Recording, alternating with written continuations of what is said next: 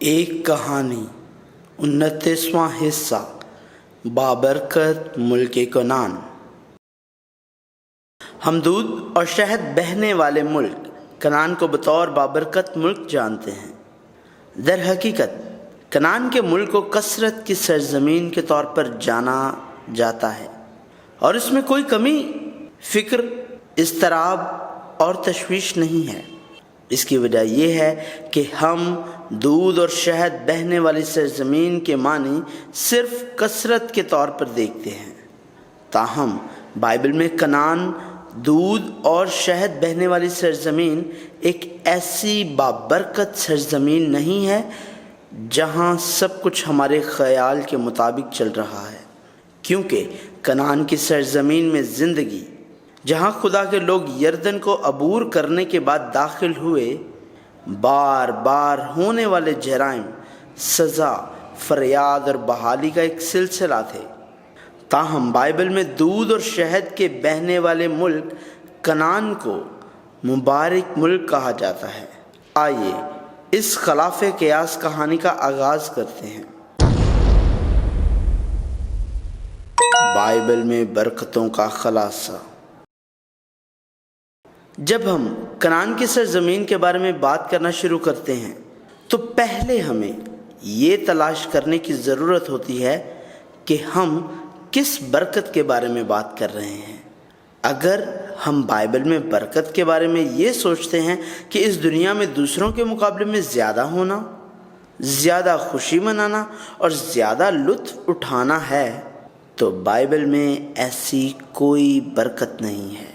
اگر آپ اس طرح سے خدا کی خدمت کرنا چاہتے ہیں اور آخرکار اس دنیا میں دوسروں کے مقابلے میں بہتر بچوں اور ایک بہتر کاروبار کے ساتھ صحت مند بننے کی خواہش رکھتے ہیں، تو بائبل میں ایسی کوئی بھی برکت نہیں ہے، نہیں ایسی زندگی ہو سکتی ہے۔ لیکن یہ حتمی مقصد نہیں ہے جس کے بارے میں بائبل بات کرتی ہے۔ بائبل کی برکات انسان نے نہیں دی ہیں، صرف خدا ہی برکت دے سکتا ہے۔ لوگ محض برکتیں مانگ ہی سکتے ہیں۔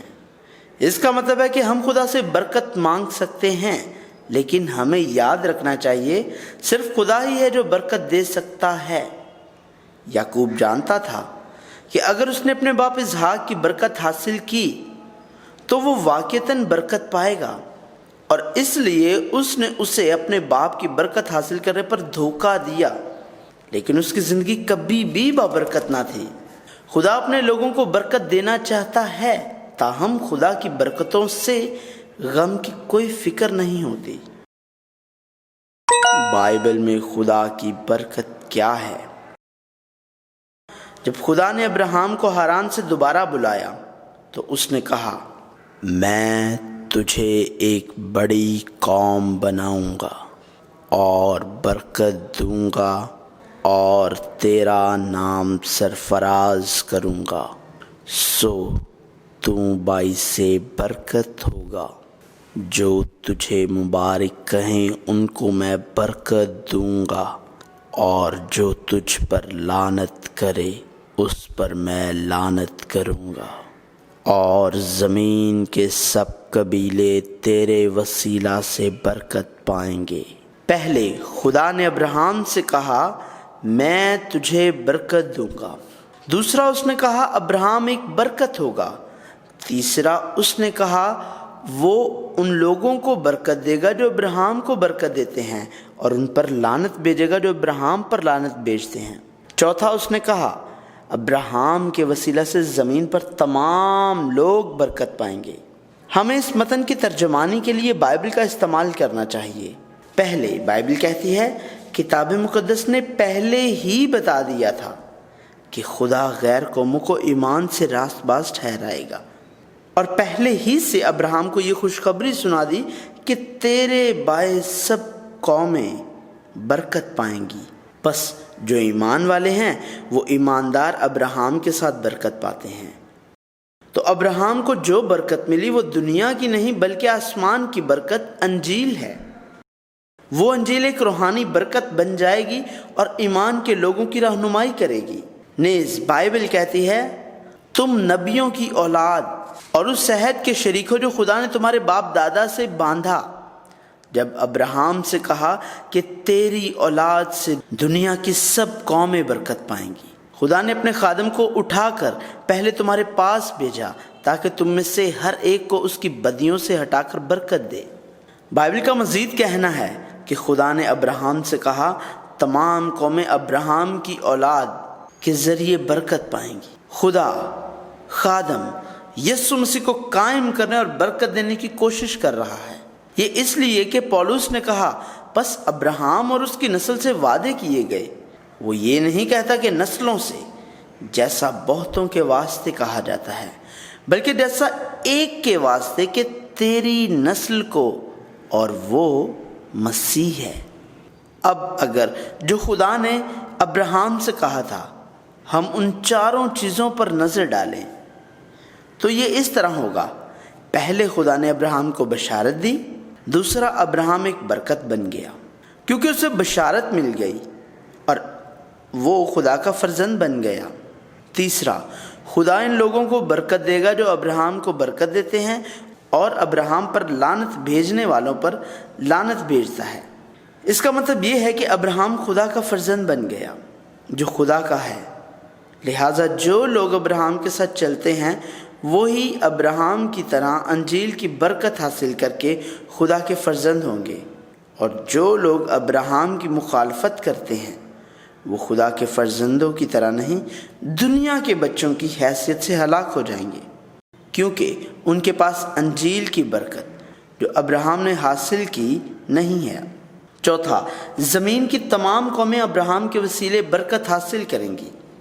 ابراہیم کے ذریعے اور اس کی اولاد تمام قوموں میں خدا کے بیٹے یسوع مسیح کی انجیل کے ذریعے ابدی برکت پائیں گے جو بیج کے طور پر آئے گا۔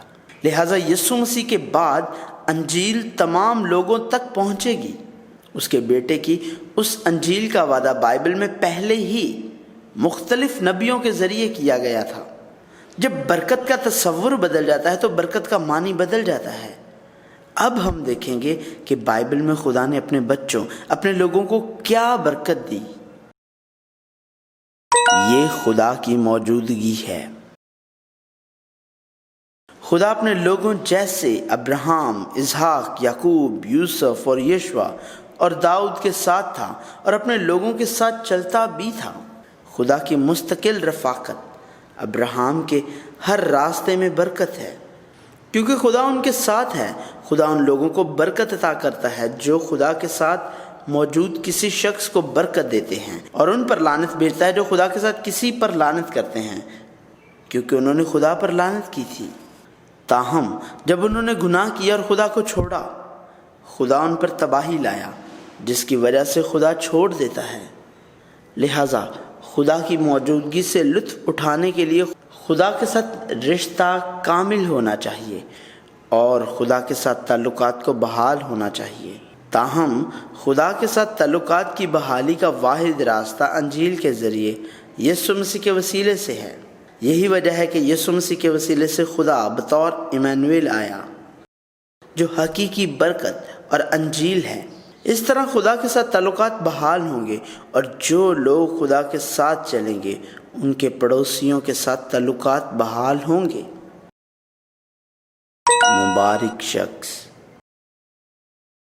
زبور کے ایک مصنف نے کہا، مبارک ہے وہ آدمی جو شریروں کی صلاح پر نہیں چلتا اور خطا کاروں کی راہ میں کھڑا نہیں ہوتا اور ٹھٹھا بازوں کی مجلس میں نہیں بیٹھتا، بلکہ خداوند کی شریعت میں اس کی خوشنودی ہے اور اسی کی شریعت پر دن رات اس کا دھیان رہتا ہے۔ وہ اس درخت کی مانند ہوگا جو پانی کی ندیوں کے پاس لگایا گیا ہے، جو اپنے وقت پر پھلتا ہے اور جس کا پتا بھی نہیں مرجھاتا، سو جو کچھ وہ کرے بارور ہوگا۔ بائبل واضح طور پر نہیں کہتی ہے کہ مبارک وہ شخص ہے جس کے پاس زیادہ ہے، زیادہ لطف اندوز ہوتا ہے اور زیادہ آگے بڑھتا ہے اور دنیا میں زیادہ طاقت کا مالک ہے، بلکہ پوری بائبل میں کہیں بھی نہیں ہے کہ یہ شریر گنہگار تکبر کرنے والے کے ساتھ ہو، ان کے پیچھے چلو یا ان کے ساتھ قیام کرو جو دنیا کی طاقت سے خدا کی مخالفت کرتے ہیں، لیکن صرف ان لوگوں کے ساتھ جن کی خوشی خداوند کی شریعت میں ہے اور جن کا دھیان دن رات اس کی شریعت پر ہے۔ اس کی وجہ یہ ہے کہ وہ جانتے ہیں کہ خدا کے ساتھ چلنا اور خدا کے ساتھ رشتہ سب سے بڑی برکات ہے۔ ایسا شخص اس درخت کی مانند ہوگا جو پانی کی ندیوں کے پاس لگایا گیا ہے، جو اپنے وقت پر پھلتا ہے اور جس کا پتا بھی نہیں مرجھاتا، سو جو کچھ وہ کرے بارور ہوگا۔ ایک بار پھر یہاں خوشحالی کی اصطلاح سے مراد وہ خوشحالی ہے جس کا لطف یوسف نے اٹھایا جب وہ خدا کی موجودگی میں آیا، حالانکہ وہ غلام اور قیدی تھا، اور پولس رسول نے تمام دنیاوی چیزوں کو رد کرنے کے بعد خود کفالتی سے لطف اٹھایا۔ یسوع مسیح نے بھی پہاڑی واز میں ایک مبارک شخص کی خصوصیات کا تذکرہ کیا۔ یسوع نے کہا، ایک مبارک شخص وہ ہے جو دل کا غریب ہے، وہ جو غمگین ہے، جو حلیم ہے، جو راست بازی کے بھوکے اور پیاسے ہیں، رحم دل، پاک دل، صلح کرانے والے، وہ لوگ جو راست بازی کی وجہ سے ستائے جاتے ہیں، اور وہ جنہیں یسوع مسیح کی وجہ سے ہر طرح کی بری باتیں نہ حق سننی پڑی، لان تان اٹھائے اور ستائے جائیں۔ اور پرانے عہد نامہ کے نبیوں میں بھی ایسا ہی تھا، نہ کہ صرف اس دور میں۔ وہ لوگ جو خدا کی برکت، انجیل کی برکت اور روحانی برکت پائیں، وہ لوگ ہیں جو دنیا کی برکتوں کی پرواہ نہیں کرتے اور یہاں تک کہ دنیاوی برکتوں کو بھی ترک کر دیتے ہیں۔ کیا آپ اپنے ہونٹوں سے دائمی زندگی کی برکت کے بارے میں بات کر رہے ہیں اور حقیقت میں ان تمام مذہبی سرگرمیوں کے ذریعے دنیا کی بابرکت کے تعاقب میں ہیں؟ دنیا کی برکت دنیا میں ہے، یہ بائبل میں نہیں ہے۔ اب آئیں اس برکت کے تصور کے ساتھ کنعان کی سرزمین میں چلیں۔ کنعان کی اصل۔ پیدائش 9 باب میں بائبل میں پہلی جگہ ہے جہاں کنعان کی سرزمین کا لفظ نہیں، لفظ کنعان پہلے ظاہر ہوا۔ نوح کے کشتی سے ظاہر ہونے کے بعد نوح کے بیٹوں میں سے حام کو کنعان کے باپ کے طور پر متعارف کرایا گیا ہے، اور کنعان کے باپ حام کو نوح نے اس واقعے کی وجہ سے لعنت دی جس میں انہوں نے نوح کو انگور کی لگائی بیل سے مہ پی کر متوالا ہو کر خیمے میں برہنہ پڑا دیکھا تھا اور دوسروں کو بتانے گیا۔ لیکن نوح حام پر لعنت نہیں کرتا اور حام کے بیٹے کنعان پر لعنت بھیجتا ہے۔ یہ اس لیے کہ بیٹا ملاؤن ہے، اسی طرح باپ پر لعنت ہے، اور وقت گزرنے کے ساتھ یہ علاقہ جہاں کنعان کی اولاد رہتی تھی وہ کنعان کا ملک بن گیا۔ خدا کا وعدہ کیا ہوا ملک۔ کنعان کا ملک وہ سرزمین تھی جس کا خدا نے ابراہیم اور اسحاق سے وعدہ کیا تھا۔ اور میسوپوٹامیہ میں خدا نے ابراہیم کو حکم دیا، اپنے ملک اور اپنے خاندان سے نکل کر اس ملک میں چلا جا جسے میں تجھے دکھاؤں گا۔ اور ابراہیم ہاران کو عبور کر کے کنعان داخل ہوا، دودھ اور شہد سے بہتا ملک۔ جب خداوند نے بنی اسرائیل کو مصر سے باہر لانے کے اپنے منصوبے کے بارے میں موسیٰ کو بتایا تو اس نے سب سے پہلے کنعان کے بارے میں دودھ اور شہد بہتا ہوا ملک کے طور پر بات کی۔ اور موسیٰ اسرائیلیوں کے خروج کے دوران اس نے بے خمیری روٹی کی عید کے موقع پر کہا کہ خداوند انہیں اس دودھ اور شہد بہتے ملک کی طرف لے جائے۔ شاید دودھ اور شہد سے بہتی ہوئی سبز گھاس نے اسرائیلیوں کے ذہنوں کو راغب کیا۔ انہوں نے موسیٰ کو سنا، پھر دودھ اور شہد سے بہتے ملک میں دودھ اور شہد کیسے بنایا جاتا ہے؟ دودھ جانوروں سے آتا ہے۔ اس وقت جانوروں کا دودھ کھانے کو بچانے والے کھانے کی طرح تھا، لیکن بہت زیادہ دودھ بنانے کے لیے جانور کو بہت گھاس کھانی چاہیے۔ گھاس اگنے کے لیے پانی کی ضرورت ہے، اور جب بھی بارش ہوتی ہے تو کنعان کا ملک اسے درختوں اور گھاس کو فراہم کرنے کے لیے پانی جذب کر لیتا ہے۔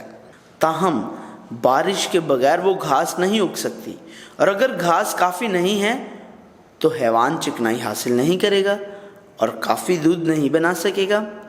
آخرکار دودھ بہنے والی زمین بننے کے لیے پانی کی ضرورت ہے۔ شہد کا بھی یہی حال ہے۔ شہد کی مکھیوں کو بہت زیادہ شہد بنانے کے لیے وہاں کثرت سے پھول ہونے چاہیے، اور پھولوں کی کثرت سے بڑھنے کے لیے پانی اور اچھی بارش ضروری ہے۔ لہٰذا کنعان کی سرزمین میں انہیں اپنی زندگی پانی، بارش کے حوالہ کرنی ہے۔ دوسرے لفظوں میں اگر وہاں کافی پانی موجود تھا تو یہ لفظی طور پر ایک دودھ اور شہد بہتی سرزمین بن گئی، لیکن کنعان کی سرزمین میسوپوٹامیہ کی طرح زرخیز زمین کبھی نہ تھی، جہاں سے ابراہیم آیا تھا، جس میں 2 دریا تھے، نہ ہی دریائے نیل پر مشتمل کثرت کی سرزمین مصر کی طرح۔ کنعان ایک ایسی سرزمین تھی جس میں دریائے یردن کے سوا کوئی دریا نہیں تھا جو نچلے خطے میں بہتا تھا، اور ایسی جگہ تھی جہاں ہمیشہ پانی کی کمی ہوتی تھی اور بعض اوقات قحط پڑتا تھا۔ ہم جانتے اور مانتے ہیں کہ خدا نے آسمان اور زمین کو پیدا کیا اور خدا نے کنعان کی سرزمین کو بنایا۔ ہم جانتے ہیں کہ کنعان کی سرزمین ایک ایسی سرزمین تھی جس میں دودھ اور شہد کے ساتھ گھاس لہرا رہی تھی، یہاں تک کہ خدا نے ابراہیم کو بلایا، اور یہ کہ زمین 400 سالوں میں تبدیل نہیں ہوئی۔ کنعان کی سرزمین ویسی ہی تھی یہاں تک کہ جب خدا نے آسمان اور زمین کو پیدا کیا، جب اس نے ابراہیم کے ساتھ ملک کا وعدہ کیا تھا، اور جب اس نے موسیٰ سے کہا تھا کہ وہ اس کو اس سرزمین پر لے جائے گا۔ کنعان کا جغرافیائی محل وقوع۔ کنعان کا ملک جہاں اسرائیلی داخل ہوئے مسدود ہو گیا۔ بحر روم مغرب میں تھا، اور آج جب بحری جہاز کی ٹیکنالوجی کی ترقی ہوئی ہے تو بحر روم کے بہت سے فوائد ہیں، لیکن اس کے پیچھے بحری جہاز کی ٹیکنالوجی تیار ہونے سے پہلے بحر روم میں خوف کا ایک بیکار عنصر تھا، اور شمال میں بڑی طاقتیں ارام اور اسور تھیں، اور اوپر سے مشرق تک امون اور مواب اور ادوم دیوار کی طرح کھڑے تھے۔ نیز جنوب میں مصر تھا جہاں انہیں واپس نہیں جانا چاہیے، مدیان اور وہاں جارحانہ عمالیکی تھے جو کنعان میں گھوم رہے تھے۔ اس کے علاوہ مغرب کے ساحل پر بڑی طاقت فلس تھی، اور معاملات کو خراب کرنے کے لیے کنعانی جس پر فتح حاصل نہیں کی گئی تھی، اور نہ ہی انہیں کنعان سے نکالا گیا تھا، بکھرے ہوئے تھے۔ اس کے علاوہ کنعان مکمل صحرا کا علاقہ نہیں تھا، اور نہ ہی کھیتی باڑی کے لیے موزوں ملک تھا، بلکہ ایک حصہ صحرا تھا جس میں بیابان شامل ہے۔ فلسطینیوں نے کاشتکاری کے لیے اچھے علاقے پر قبضہ کیا، لہٰذا بنی اسرائیل زرخیز زمین سے لطف اندوز نہ ہو سکے۔ نیز غلہ بانی کے لیے سبز گھاس کافی نہیں تھی۔ کچھ جگہیں ایسی تھیں جہاں ریوڑ کا جمع ہونا ممکن تھا، لیکن یہ صرف ایک حصہ تھا۔ یقیناً یہاں ایک دریا تھا، وہ پانی جو کوہ ہرمون کے شمالی سرے سے بہتا تھا، گلیل کی جھیل برتا، اور وہ دریا جو گلیل کی جھیل سے بہتا تھا وہ دریا یردن تھا۔ تاہم خطے کی نوعیت کی وجہ سے دریا یردن کا بہاؤ نچلی زمین پر اترا اور بحر مردار پر ٹھہرا، جو کہ بحر مردار سب سے نچلا مقام تھا۔ یہ وہ جگہ تھی جہاں اسے پانی ملتا ہے لیکن بہتا نہیں اور بخارات بن جاتا ہے، چونکہ دریائے یردن اور بحر مردار گہری وادیاں ہیں۔ اس وقت جب آب پاشی کے نظام کی ترقی نہیں ہوئی تھی اور اس پانی سے کھیتی باڑی کرنا کافی نہیں تھا، خوش قسمتی سے کوہ ہرمون کی تاثیر کی وجہ سے اوس گری جس نے کاشتکاری میں مدد فراہم کی اور ممکنہ جگہوں پر گندم اور جو کے پودے لگانا اور کٹائی ممکن تھی۔ اس کے علاوہ اگر موسم کے حالات ٹھیک ہوتے تو انگور، انجیر، انار اور زیتون کاشت کر کے کٹائی کی جا سکتی ہے۔ تاہم کنعان کی سرزمین کبھی بھی اپنی فطرت سے مالا مال نہیں تھی۔ اگر بارش ہوتی تو وہ کاشت کرتے، غلہ اور پھل لیتے، لیکن اگر بارش نہیں ہوئی تو بارش ہونے تک خطے کی صورتحال نے لوگوں کو بمشکل ہی زندہ رہنے دیا۔ خدا نے اس جگہ کا حوالہ دودھ اور شہد کی بہتی ہوئی زمین کے طور پر دیا۔ آخر میں پانی کنعان کی سرزمین کی کنجی تھی، پانی جہاں سے بارش آتی ہے۔ خدا نے بنی اسرائیل کو ایک زرخیز اور بھرپور زمین پر نہیں بھیجا جہاں انہیں خدا کی طرف دیکھنے کی ضرورت نہیں ہے۔ اس نے انہیں ایک ایسے بڑے دریا والی جگہ پر نہیں بھیجا جہاں پر وہ پریشانی کے بغیر کھیتی باڑی کر سکتے تھے اور کھانا حاصل کرنے میں کوئی دقت نہیں ہوتی تھی، بلکہ اس نے ابراہیم کو زرخیز میسوپوٹامیہ اور بنی اسرائیل کو وافر مصر سے بلایا اور اس نے انہیں کنعان میں قید کر دیا۔ کنعان ایک ایسی سرزمین جہاں خدا کی نگاہیں ہمیشہ رہتی ہیں اور ایک مقام جہاں خدا مناسب طور پر دیکھ بھال کرتا ہے۔ جب خدا بارش کرتا ہے تو کنعان کی سرزمین دودھ اور شہد کے ساتھ بہنے والی سرزمین بن جاتی ہے۔ واحد خدا جس پر وہ انحصار کر سکتے تھے آسمان سے بارش تھی۔ اگر ابتدائی اور دیر سے بارش وقتاً فوقتاً گرتی ہے تو زندگی گزارنے میں کوئی حرج نہیں تھا۔ بیج ابتدائی بارش یعنی نومبر کے بعد بویا جا سکتا تھا اور دیر کی بارش یعنی مارچ کے بعد کاٹا جا سکتا تھا۔ تاہم پانی اور بارش خدا کے ساتھ ایک کامل رشتے سے آئے ہیں۔ خدا نے پانی کے ذریعے بارش کو تھام رکھا تھا، اور اگر خدا کے لوگ فرمانبردار تھے تو اس نے ان کی اعتدال سے پرواہ کی، اور جب انہوں نے نافرمانی کی تو انہیں قحط کی سزا دی۔ خدا کے لوگوں کو کنعان کی سرزمین میں کیوں بھیجا گیا؟ خدا نے اپنے لوگوں کو کنعان کی سرزمین پر بھیجا اور ان کی ڈھال اور سپاہی بن گیا تاکہ خدا کے لوگ مکمل طور پر خدا کی طرف دیکھ سکیں، اور اگر انہوں نے خدا کو چھوڑ دیا تو انہیں آس پاس کی قوموں کے ہاتھوں بیچ دیا گیا۔ لہٰذا کنعان ان لوگوں کے لیے ایک بابرکت مقام ہے جو خدا سے پوری طرح پیار کرتے ہیں، اور ایسی جگہ جہاں خدا کو نہ پہچانے والے لوگ مر جاتے ہیں۔ خدا نے ان کو سزا دینے کے لیے ہمسایہ ممالک اور مقامی قبائل کو استعمال کیا، اور کنعان کی سرزمین ایسی سرزمین تھی جہاں اگر وہ مطمئن ہوں اور خدا کا شکر ادا کریں تو وہ کثرت کے بغیر اور کسی چیز کی کمی کے بغیر زندہ رہ سکتے ہیں۔ لیکن اگر انہوں نے ہمسایہ ممالک کی طرف نگاہ ڈالی اور زیادہ کثرت والی جنت کا خواب دیکھا تو یہ رہنے کے لیے مایوسی کا مقام تھا۔ کنعان کی سرزمین میں خدا کے لوگوں کی فتح کے ذریعے خدا چاہتا تھا کہ دوسری قومیں اس کی طرف لوٹ آئیں، لیکن انہیں سزا دی گئی اور اقوام کا تمسخر بن گئے۔ لہٰذا خدا کی بات کے مطابق کنعان کی سرزمین دودھ اور شہد کی بہتی ہوئی سرزمین بننے کے لیے انہیں صرف خدا کی طرف دیکھنا چاہیے۔ کنعان کی سرزمین خدا کے لوگوں کے لیے کثرت سے لطف اندوز ہونے کی جگہ نہیں تھی، بلکہ صرف خدا کی طرف دیکھنے اور ساتھ چلنے کی جگہ تھی۔ یہ دنیا کی فراوانی نہیں بلکہ آسمان کی کثرت ہے، کھلے عام تعلقات سے آتی ہے۔ اس کی وجہ یہ ہے کہ یہ ایک حقیقی برکت ہے۔ اگر آپ کنعان کی سرزمین میں جانا چاہتے ہیں جس کے بارے میں بائبل بات کرتی ہے، اور کنعان کی سرزمین سے لطف اندوز ہونا چاہتے ہیں جس کے بارے میں بائبل بات کرتی ہے، آپ کو خدا کے کلام کی تعمیل کرنا ہوگی اور ایسا تعلق رکھنا چاہیے جہاں خدا سے شرمندہ نہ ہوں۔ ہمیں خدا سے لطف اندوز ہونا چاہیے اور خدا کے ساتھ چلنا چاہیے، تب وہ ہمیں سلامتی کی طرف لے جائے گا جو دنیا نہیں دے سکتی۔ کنعان کی سرزمین جیسا بائبل بیان کرتی ہے یسوع مسیح کا شاگرد بننے کا راستہ ہے، جسے تنگ راہ پر چلنا ہے، اور مسیحی بننے کا طریقہ جیسا کہ بائبل میں کہا گیا ہے۔ یہ وہ جگہ ہے جہاں ہم خود سے انکار کرتے ہیں، ہر روز صلیب اٹھاتے ہیں اور ہر لمحہ اعتراف کرتے ہیں کہ ہم خدا کے فضل کے بغیر نہیں جی سکتے۔ یسوع مسیح کی راہ وہ جگہ جہاں ہم مطمئن اور خوش ہوں، یہاں تک کہ جب دنیا طنز، توہین اور ظلم و ستم سے بھری ہوئی ہو۔ وہ جگہ کنعان ہے جس کے بارے میں بائبل ہمیں بتاتی ہے کہ دودھ اور شہد بہتی بابرکت زمین ہے۔